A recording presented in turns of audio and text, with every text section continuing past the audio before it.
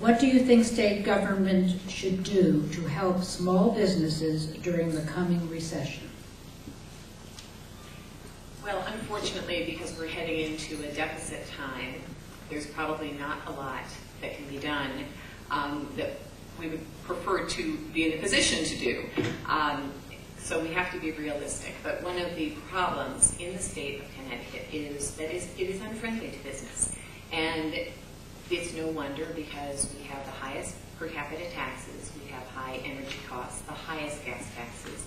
We're losing the largest number of the segment of population between 18 and 34 years old.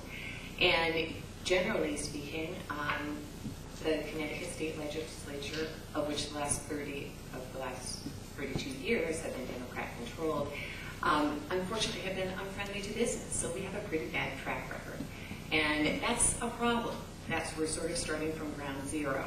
And then to throw in the weakened economy to boot is a very, very difficult environment. But as long as we recognize that as an issue, as long as we recognize the fact that we have some ground to make up with respect to job retention and job creation at the start, but we're going to have to start doing things like looking at being more competitive. We're going to have to look at ways to give incentives to employers, starting with the first job that they create, the first new job, to give them incentives for bringing that job.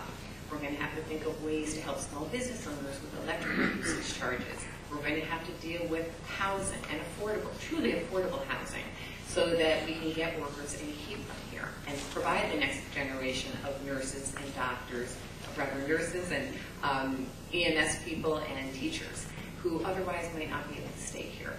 And so we have a lot of work to do. I believe that job creation and retention needs to be one of the very first priorities when the budget allows. Unfortunately, for a period of time, it's not going to allow the type of work on programs that are necessary to Connecticut to sustain growth for Connecticut.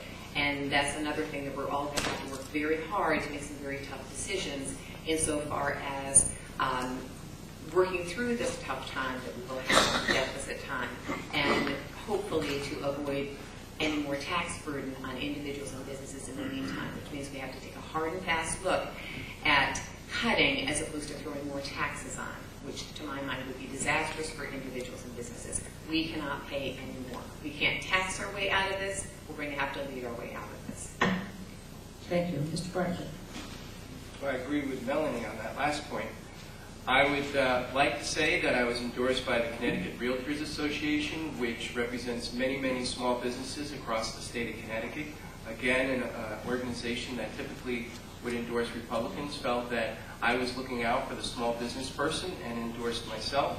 I would say there's two huge issues. Healthcare, that I mentioned earlier.